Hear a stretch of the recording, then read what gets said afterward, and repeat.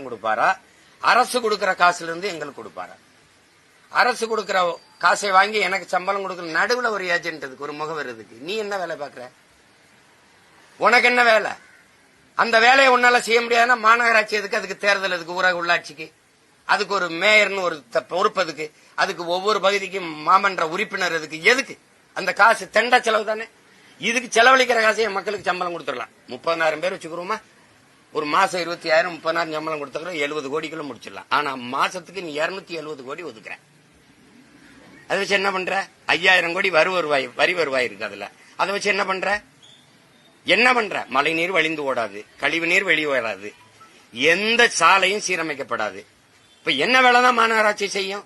இந்த வேலையை கொடுத்துட்ட. சரி, நான் முதலாளிக்கு ராம்கிங்கிற நிறுவனத்துக்கு வேலை செய்ய போறேன். வேலை செய்ய போறேனுக்கு காலைச்சோறு நீ எப்படி போடுவ? யாரு காசுல போடுற? காலைச்சோறு போடுறேன், மருத்துவ காப்பீடு 2 லட்சம் போடுறேன், செத்து போனா 10 லட்சம் கொடுக்குறேன். இது யாரு காசுல கொடுப்ப? நான் வேலை செய்யறது முதலாளிக்கு, இவர் காலையில சோறு போடுவாராம். எங்களை சோத்துக்கு சத்தபய மக்களாவே இந்த கட்சிகள் வச்சிருக்கு பாருங்க.